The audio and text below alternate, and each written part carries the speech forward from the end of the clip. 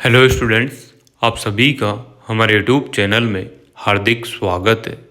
आज हम पढ़ने वाले हैं एनसीईआरटी क्लास 6 का साइंस विषय का चैप्टर नंबर 5।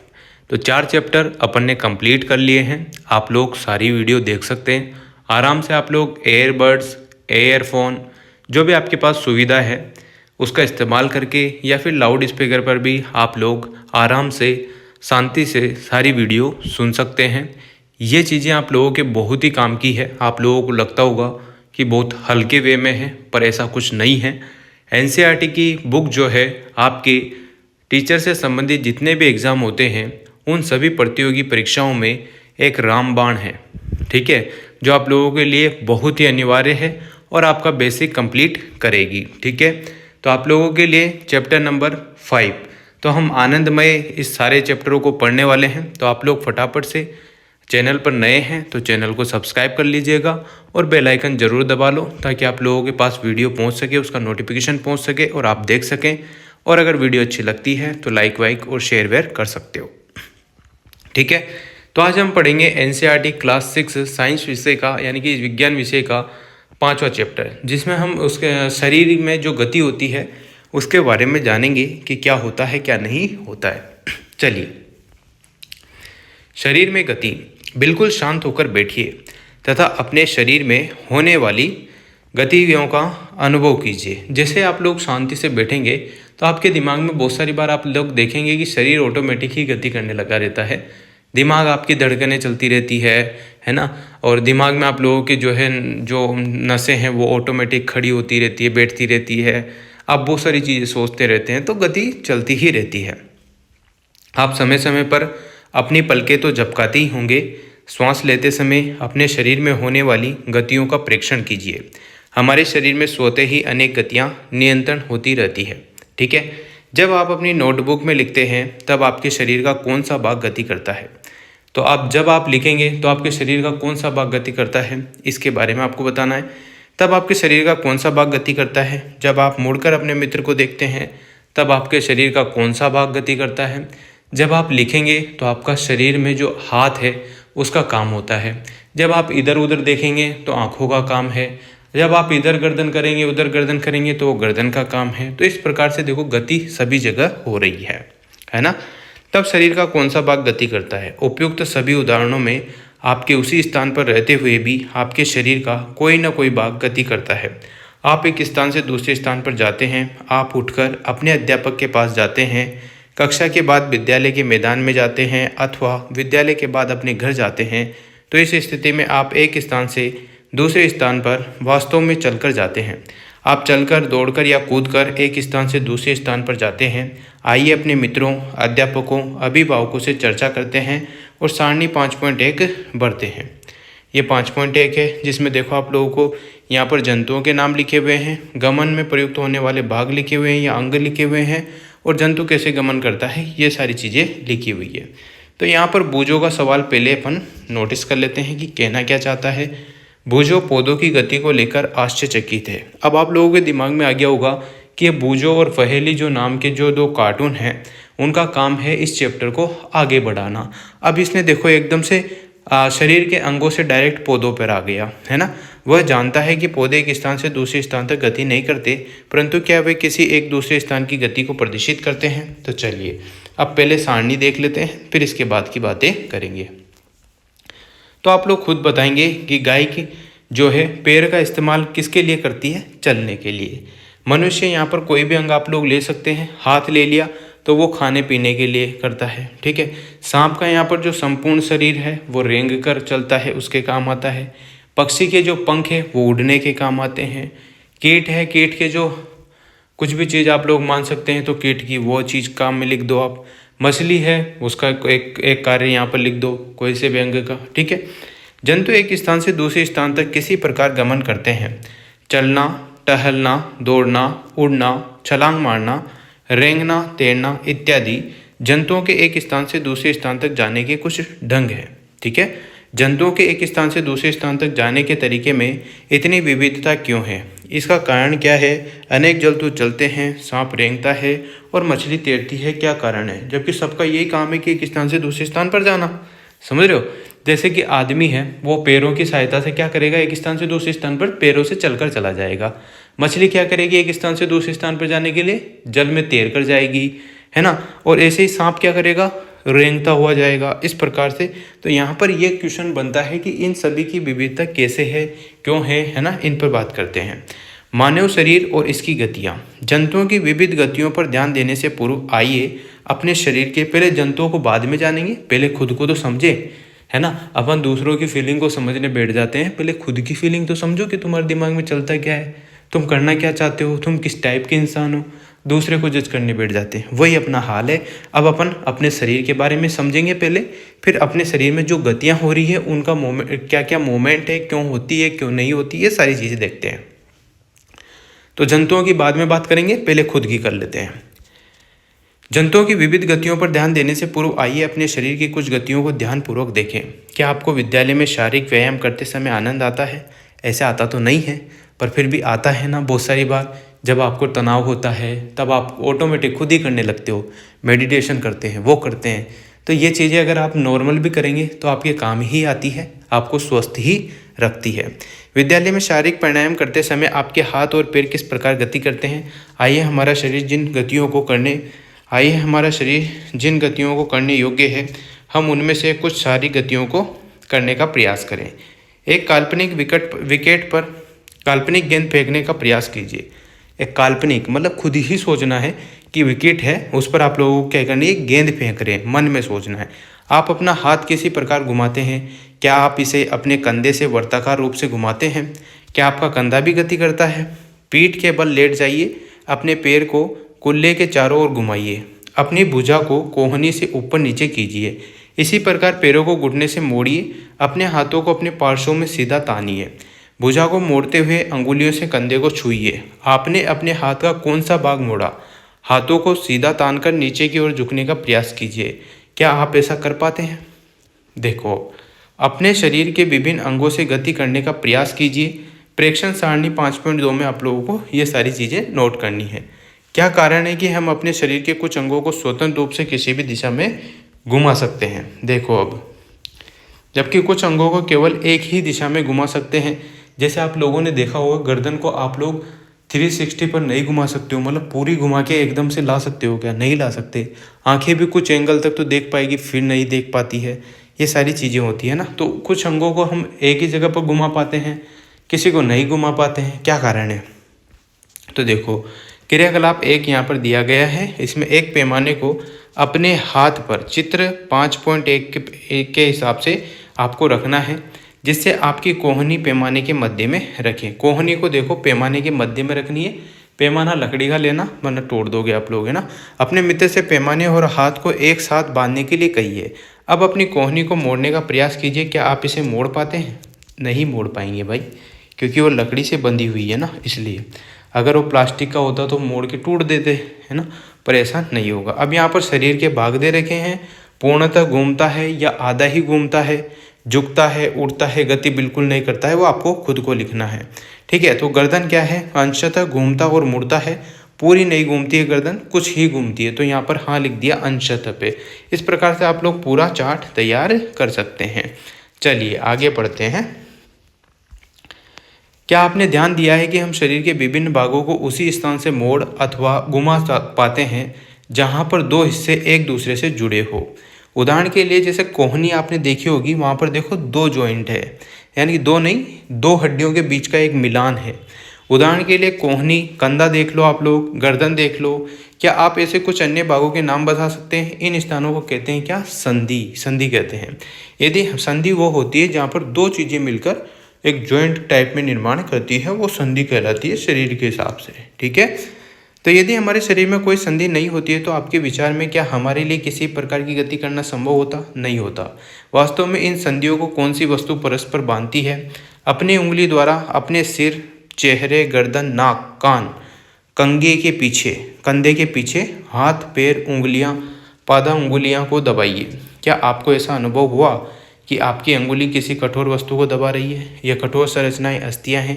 अपने शरीर के अन्य भागों में इस प्रक्रिया को दोहराइए। इतनी सारी अस्थियां, जब अस्थियों को नहीं मोड़ा जा सकता तब हम अपनी कोहनी को कैसे मोड़ लेते हैं। आपके दिमाग में आया होगा कि ये नॉर्मल चीज़ें नहीं घूम रही है पर हम कोहनी को मोड़ रहे हैं, तो इसके पीछे क्या लॉजिक है। हाथ के ऊपरी हिस्से से लेकर कलाई तक एक ही लंबी अस्थि नहीं होती, वास्तव में अनेक अस्थियां कोहनी तक जुड़ी हुई रहती है। इसी प्रकार हमारे शरीर के प्रत्येक हिस्से में अनेक अस्थियां हैं। हम अपने शरीर को कैसे उसी स्थान पर हिला या झुका नहीं सकते जहाँ ये अस्थियां एक दूसरे से मिलती है। विभिन्न गतिविधियों एवं विभिन्न प्रकार की गतियों के लिए हमारे शरीर में अनेक प्रकार की संधियाँ होती है। आइए उनमें से कुछ के बारे में जानें। पहली संधि जो होती है वो होती है कंदुक खलिका संधि। देखो ध्यान से सुनो, कंदुक खलिका संधि क्रियाकलाप के हिसाब से आप लोगों को ये चीज समझ में आ जाएगी। कागज़ की एक पट्टी को एक बेलन यानी कि सिलेंडर के रूप में मोड़िए। रबड़ अथवा प्लास्टिक की एक पुरानी गेंद में एक छेद करके किसी के निरीक्षण में उसमें मोड़े हुए कागज़ के बेलन को डालिए, जैसे कि 5.2 में दर्शाया गया है। आप कागज़ 5.2 चित्र देखो, इस टाइप से दिख गया। सॉरी ये 5.3 है, 5.2 देखो ये रहा। इस टाइप से आप लोगों को रखना है, ठीक है। गेंद पर भी चिपका सकते हैं। गेंद को एक छोटी कटोरी में रखकर चारों ओर घुमाने का प्रयास कीजिए। क्या गेंद कटोरी में स्वतंत्र रूप से घूमती है? क्या कागज़ का बेलन भी घूमता है? आप कल्पना कीजिए कि कागज़ का बेलन आपका हाथ है, ये कागज़ का बेलन आपका हाथ है, नीचे वाला पार्ट है ना, और गेंद इसका क्या है, एक सिरा है। कटोरी कंधे के उस भाग के समान है जिससे आपका हाथ जुड़ा है। एक अस्थि का गेंद वाला गोल हिस्सा दूसरे अस्थि की कटोरी रूपी गुहिका में धंसा हुआ है। देखो यहाँ पर ध्यान से देखो, ये धंसा हुआ है ना, चलिए धंसा हुआ है। इस प्रकार की संधि सभी दिशाओं में गति प्रदान करती है। क्या आप इन गतियों में उपरोक्त प्रकार की संधि का देखो, ये है कंदुक खलिका संधि, ये वाली वाइट, और ये जांघ की अस्थि है और ये श्रोणीय अस्थि है, ठीक है। कंदुक खलिका संधि कोई अन्य उदाहरण खोज सकते हैं। इस अनुभाग के प्रारंभ में शरीर के विभिन्न भागों को हमारे द्वारा दी गई गतियों का स्मरण कीजिए। अब बात करते हैं हम दुराग्र संधि की। दुराग्र संधि कहाँ काम आती है? ये तो पूरी चीज़ कहाँ की होगी, जांघ की, श्रोणी संधि है ना, श्रोणी संधि वाली अस्थि है। चलो अब हम बात करेंगे दुराग्र संधि की, जो काम होती है गर्दन तथा सिर को जोड़ने का ये काम करती है। तो गर्दन तथा सिर को जोड़ने वाली संधि दुराग्र संधि कहलाती है। इसके द्वारा सिर को आगे पीछे या दाएं बाएं घुमा सकते हैं। इन गतियों को करने का प्रयास कीजिए। यह गति हमारे हाथ की उस गति से किस प्रकार भिन्न है जिसमें कंदुक खलिका संधि द्वारा हाथ को पूर्णतः वर्ताकार रूप में घुमा सकते हैं। दुराग्र संधि में बेलनाकार अस्थि एक छल्ले में घूमती है। ये देखो दुराग्र संधि आपको दिख रहा होगा, सिर और कंधे का जो पार्ट है ये वाली, ये दुराग्र संधि है। देखो यहाँ पर जुड़ती है ये यहाँ, ठीक है। चलो अब हम बात करेंगे हिंज संधि की। कौन सी संधि की बात करेंगे? हिंज संधि। घर के किसी दरवाजे को बार बार खोलिए और बंद कीजिए। इसके कब्जों को ध्यानपूर्वक देखिए। यह दरवाजे आगे और पीछे की ओर खुलने देता है। क्रियाकलाप 3 आपको देखना है। आइए कब्जे की गति के प्रकार को देखें। एक मोटे कागज अथवा गत्ते का एक बेलन सिलेंडर बनाइए, जैसा कि चित्र 5.5 में दिखाया गया है। चित्र के अनुसार गत्ते अथवा कागज के बेलन के मध्य में छेद करके एक छोटी पेंसिल लगाइए। गत्ते का एक और टुकड़ा लेकर उसको इस प्रकार मोड़िए कि ये आधा बेलन बन जाए, जिस पर दूसरे बेलन को सरलता से घुमाया जा सके। आधे बेलन पर रखा पूर्ण बेलन कब्जे की भांति है। क्या? पूर्ण बेलन कब्जे की क्या है? भांति है। पेंसिल लगे बेलन को चलाने का प्रयास कीजिए। यह किस प्रकार गति करता है? यह गति आपके द्वारा बनाए गए कंदुक खलिका संधि की गति से किस प्रकार भिन्न है? हमें क्रियाकलाप 1 में कोहनी में इसी प्रकार की गति दिखाई देती है। देखो हिज जैसी संधि आपको दिख रही है, एक कोहनी में अपनी क्या है, इसी प्रकार की गति होती है। आप मोड़ सकते हो, घुमा सकते हो, बार बार ऊपर नीचे कर सकते हो, समझ रहे हो, दरवाजे की तरह। अब देखो इसके बाद आता है घुटने की हिज संधि। ये देख रहे हो घुटने की हिज संधि, ये यहाँ पर आपको दिख जाएगी। जो कुछ हमने बनाया था वह एक हिज से भिन्न है, लेकिन इससे यह पता चलता है कि हिज एक दिशा में गति होने देता है। कोहनी में हिज यानी कब्जा संधि होती है, जिससे केवल आगे और पीछे एक ही दिशा में गति हो सकती है। क्या आप ऐसी संधि के कुछ उदाहरण और सोच सकते हैं? अब इसके बाद आता है अचल संधि, ठीक है। हमारे सिर, आपका सिर है, उसमें अस्थियों के बीच की कुछ संधियां उन संधियों से भिन्न है जिनकी चर्चा हमने अब तक की है। यह अस्थियां इन संधियों पर हिल नहीं सकती। ऐसी संधियों को क्या कहेंगे? अचल संधि, यानी कि हिल चल नहीं सकती, वो अचल संधि। जब आप अपना मुंह खोलते हैं तो आप अपने निचले जबड़े को सिर से दूर ले जाते हैं। अब अपने ऊपरी जबड़े को हिलाने का प्रयास कीजिए। क्या आप इसे गति दे पाते हैं? ऊपरी जबड़े और कपाल के मध्य में जो अचल संधि है उसके कारण ऐसा होता है। हमने केवल कुछ संधियों की ही चर्चा की है। हमारी अस्थियों को एक दूसरे से जोड़ती है। हमारे शरीर के विभिन्न अंगों को विभिन्न आकृति कौन प्रदान करता है? देखो, अब यदि आप एक गुड़िया बनाना चाहते हैं तो आप पहले क्या बनाएंगे? संभवतः गुड़िया की एक आकृति प्रदान करने के लिए आप एक ढांचा तैयार करेंगे। आप ऐसा करेंगे? आप ऐसा नहीं करेंगे। हमारे शरीर की सभी अस्थियां ठीक इसी प्रकार शरीर को एक सुंदर आकृति प्रदान करने के लिए एक ढांचे का निर्माण करती है। इस ढांचे को क्या कहेंगे? कंकाल। समझ रहे हो? कंकाल देखो, आपको चित्र दिखाता हूँ 5.7। ये है कंकाल। आपने देखा होगा बहुत सारी जगह डॉक्टर के जाते हैं तो ये लटका हुआ रहता है। बहुत सारी बार इंसान इससे डर भी जाता है। ऐसा कुछ है नहीं। हम कैसे जानते हैं कि यह मानव कंकाल की आकृति है? हम शरीर की विभिन्न अस्थियों की आकृति के विषय में किस प्रकार जान पाते हैं? शरीर के कुछ अंगों में मौजूद अस्थियां और उनकी संख्या तथा आकृति के बारे में हमें तब पता चलता है जब हम उनका अनुभव करते हैं। एक्सरे चित्र से हमें शरीर की सभी कठोर अस्थियों की आकृति का पता चलता है। ये देखो, आपको दिख गया होगा, ये कंकाल है। क्या कभी आपका अथवा आपके परिवार के किसी सदस्य का एक्सरे हुआ है? कई बार चोट लगने पर चिकित्सक एक्सरे करवाते हैं। डॉक्टर आपके एक्सरे करवाते हैं जिससे उन्हें अस्थियों की हुई संभावित क्षति के विषय में जानकारी प्राप्त होती है। जब भी आप एक्सरे कराएंगे तो आपको देखो हड्डियां ऐसी कैसी दिख जाएगी। एक्सरे चित्र से हमें शरीर की अस्थियों की आकृति का पता चलता है। अपने हाथ के अग्र और ऊपरी भाग तथा पैर के निचले और ऊपरी भाग की अस्थियों का अनुभव कीजिए। प्रत्येक अंग की अस्थियों की संख्या का पता लगाइए। अपने घुटने और कोहनी की अस्थियों का ठीक इसी प्रकार अनुभव करें और एक्सरे चित्र से देखो, एक्सरे इस प्रकार का रहता है। यहाँ पर हड्डियां टूट जाती है तो यहाँ से दिखने में आ जाती है। तुलना कर प्रत्येक भाग में अस्थियों की संख्या ज्ञात कीजिए। अपनी अंगुलियों को मोड़िए। क्या आप उन्हें प्रत्येक संधि स्थल पर मोड़ सकती है? आपकी मध्यमा में कितनी अस्थियां हैं? अपनी हथेली के पिछले भाग का स्पर्श करके अनुभव कीजिए। क्या इसमें अनेक अस्थियां हैं? क्या आपकी कलाई लचीली है? यह अनेक छोटी छोटी अस्थियों से बनी है जिन्हें कहते हैं कार्पेल। जो छोटी छोटी अस्थियां होगी, ये देखो, इनको कहेंगे, ये हाथ की जो छोटी छोटी अस्थियां हैं इसको कहते हैं कार्पेल। यदि इसमें मात्र एक ही अस्थि है तो क्या होता? अगर एक ही अस्थि होती तो आपका हाथ पैर हिलता नहीं, मुड़ता नहीं। बस वही बात होती। क्रियाकलाप 4 की बात कर लेते हैं। गहरी सांस भरकर इसे कुछ समय तक रोके रखिए। आप भी कर सकते हो। गहरी सांस लो और उसे रोको। अपने वक्ष और पीठ को हल्के से दबाकर अपनी अस्थियों का अनुभव कीजिए। जितनी पसलियां वक्ष की अस्थियों को आप गिन सकते हैं गिन लीजिए। चित्र 5.10 को ध्यान से देखिए और वक्ष की अस्थियों की तुलना अपने उपयुक्त अनुभव से कीजिए। हम देखते हैं, ये देखो ऐसी हो जाती है। आपने डायफ्राम वाला जो हिस्सा है फेफड़ों वाला, उसमें इस प्रकार से आपके फेफड़े अफड़े होते हैं जिसको आप पसली कहते हैं। पसली पिंजर। क्या कहते हो? पसली पिंजर। ये देख लीजिएगा। ठीक, आप पढ़ते हैं। पसलियां विशेष रूप से मुड़ी हुई होती है। वे वक्ष की अस्थि और मेरुरज्जु से जुड़कर एक बक्से की रचना करती है। इस शंकु रूपी बक्से को कहते हैं पसली पिंजर। ये रहा पसली पिंजर, दिख गया? इसको कहेंगे पसली पिंजर। वक्ष के दोनों तरफ 12 पसलियां होती है। हमारे शरीर के कुछ महत्वपूर्ण अंग इसमें सुरक्षित रहते हैं। अपने कुछ मित्रों को बिना घुटने मोड़े झुककर अपने पाँव की अंगुलियां छूने को कहिए। क्या यह चिकनी, समतल अथवा अखंड है? अपनी अंगुलियों को अपने मित्र की गर्दन से आरंभ करके उसकी पीठ पर नीचे की ओर लाइए। आपके द्वारा अनुभव की गई संरचना मेरुदंड है। आपके द्वारा जो संरचना अनुभव की जाती है, आपके पीछे रीढ़ की हड्डी देखो, ये रहा, तो इसको मेरुदंड है। यह अनेक छोटी छोटी अस्थियों से बना है जिसे कहते हैं कशेरुका। जो छोटी छोटी अस्थियां होगी उसको कहेंगे कशेरुका। मेरुदंड 33 कशेरुकाओं का बना होता है। कितने का?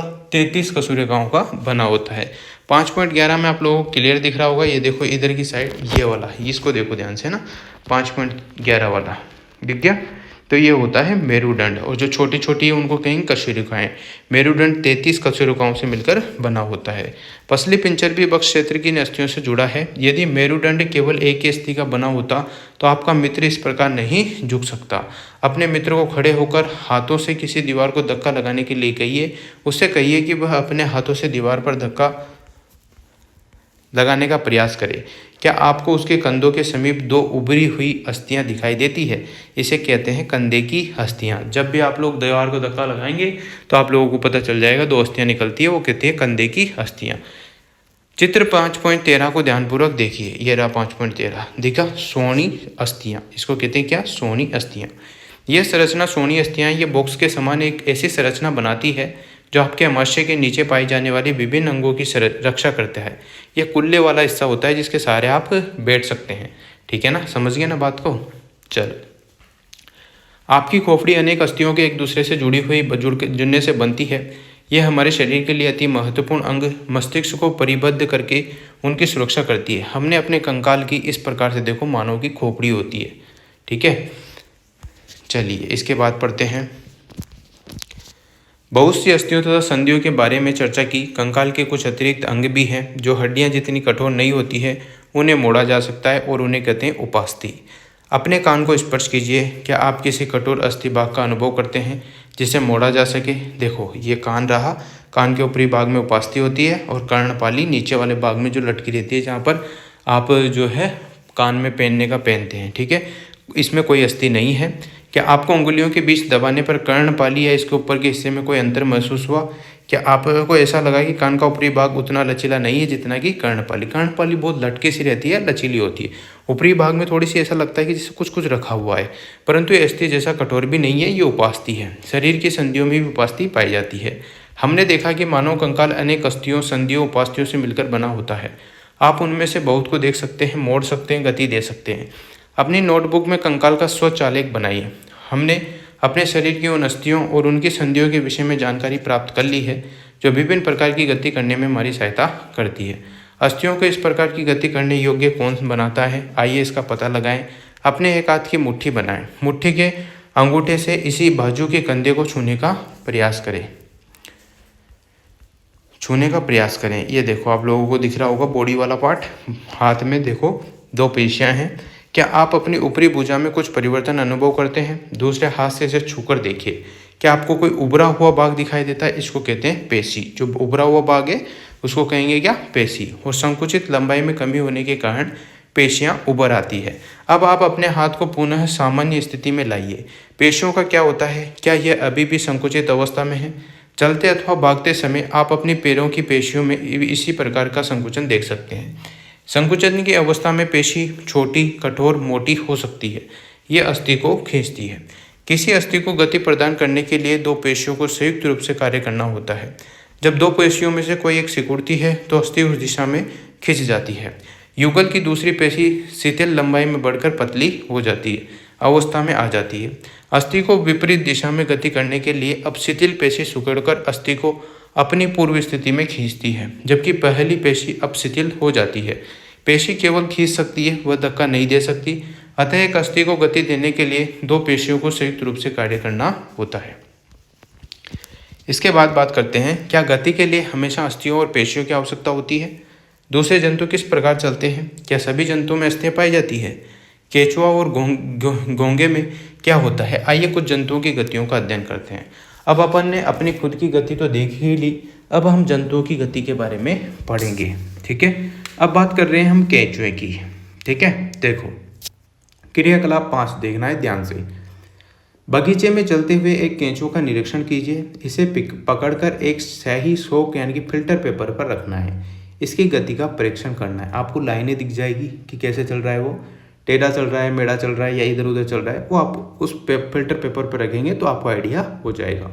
इसकी गति का परीक्षण आप लोगों को करना है। इसके पश्चात केंचुए को एक कांच की पट्टी या टुकड़े, टाइल अथवा किसी चिकनी सतह पर रखिए तथा इसकी गति का परीक्षण कीजिए। क्या यह गति पेपर पर केंचुए की गति से भिन्न है?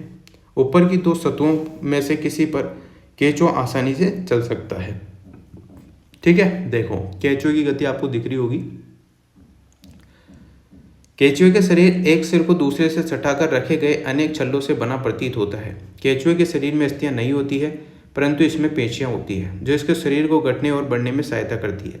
चलने के दौरान केंचुआ अपने शरीर के पश्चिम भाग को भूमि में जकड़े रहता है तथा अग्र भाग को फैलाता है। इसके बाद वह अग्र भाग से भूमि को पकड़ता है और पश्चिम भाग को स्वतंत्र कर देता है। इसके पश्चात ये शरीर को संकुचित करता है और पश्चिम भाग को आगे की ओर खींचता है। इससे वह कुछ दूरी तक आगे बढ़ता है।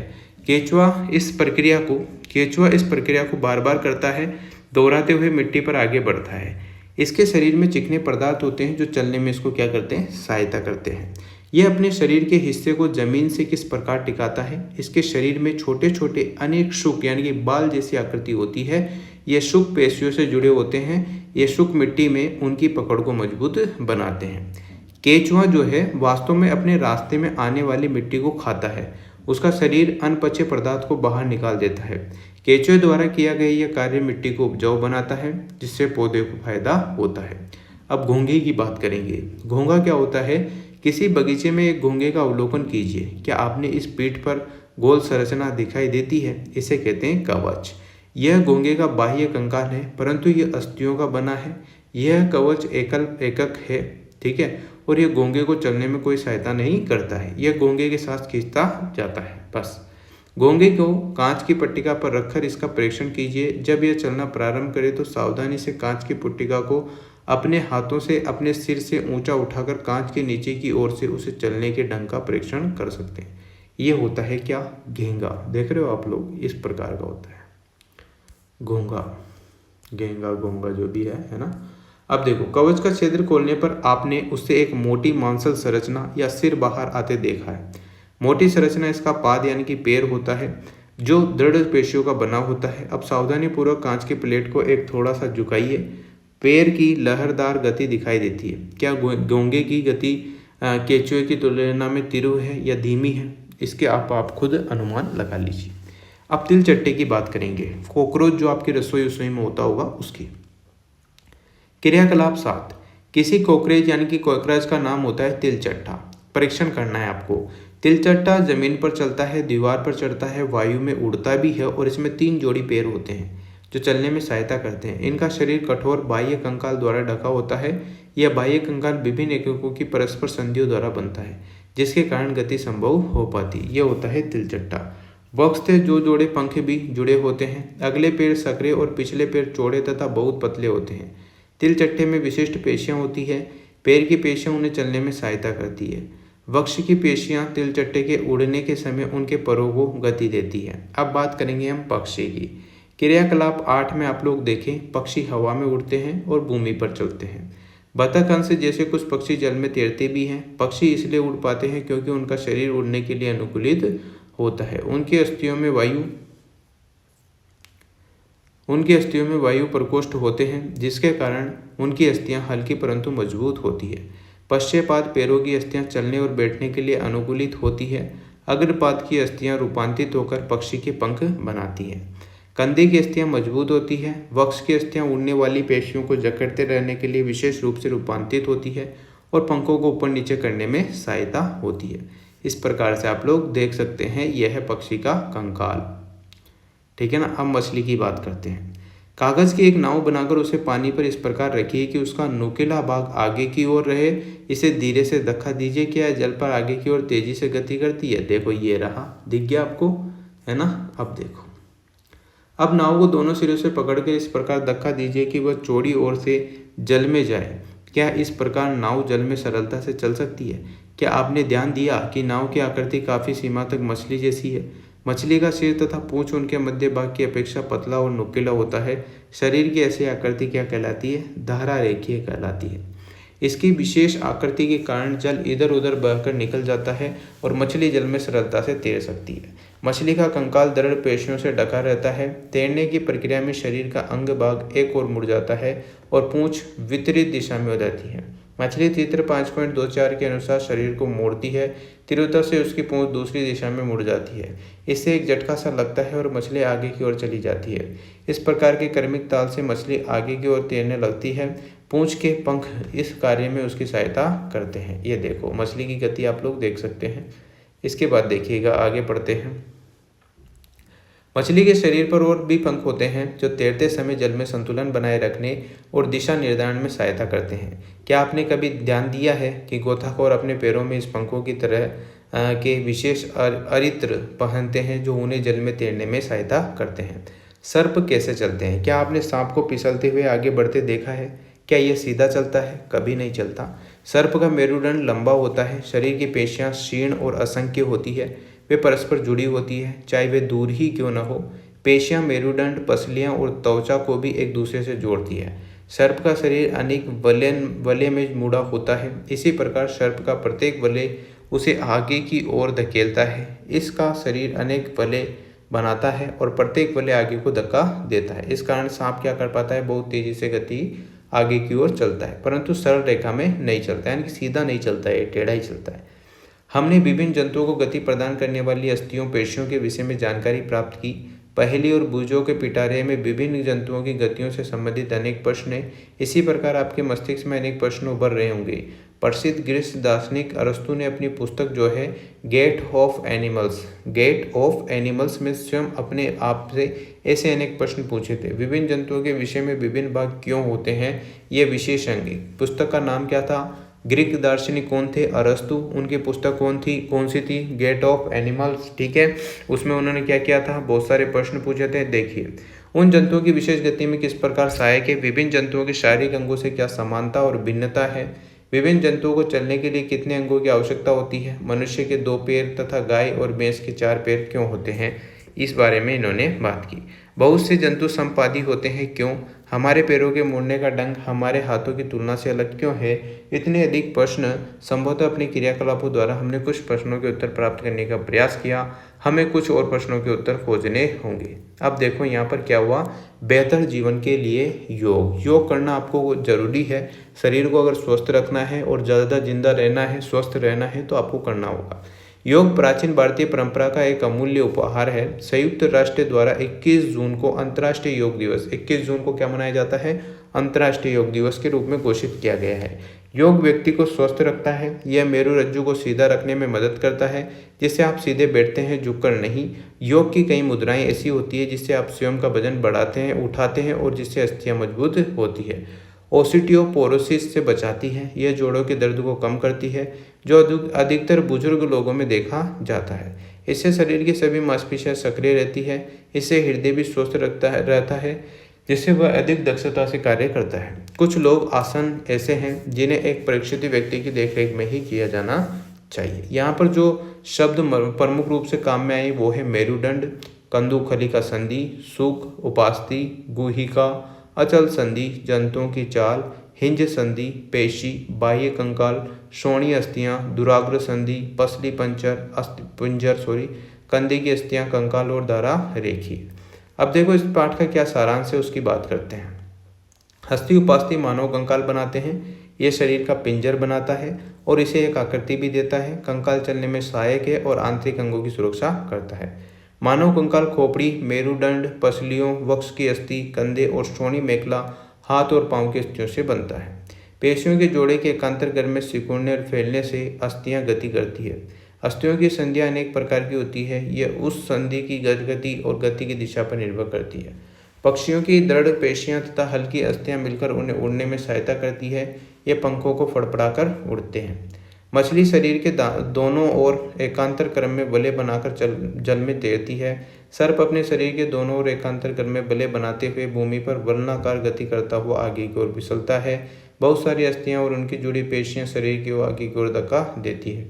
तिलचट्टे का जो शरीर एवं पैर कठोर आवरण से ढके होते हैं, जो बाह्य कंकाल बनाता है। वक्ष की पेशियां 3 जोड़ी पैरों और 2 जोड़ी पंखों से जुड़ी होती है, जो तिलचट्टे के चलने और उड़ने में सहायता करती है। केंचुओं में गति शरीर की पेशियों के बारी बारी से विस्तरण और संकुचन से होती है।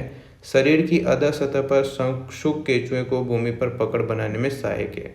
गोगा पेशीपात की सहायता से चलता है। तो देखो इस प्रकार से अपन लोगों ने यह जो चैप्टर था वो ख़त्म किया। शरीर की गति इसका नाम था और चैप्टर एनसीईआरटी क्लास 6 का विज्ञान विषय का 5वां चैप्टर था। तो ये कंप्लीट हो चुका है। 5 चैप्टर यहाँ पर कंप्लीट हो गए हैं। आप लोग आराम से वीडियो सुन सकते हैं, देख सकते हैं। अगर आप लोगों को वीडियो अच्छी लग रही हो तो आप शेयर भी कर सकते हैं, और अगर आप लोग नए हैं चैनल पर तो सब्सक्राइब जरूर कर लेना। Like, comment, share and subscribe. Thanks for watching.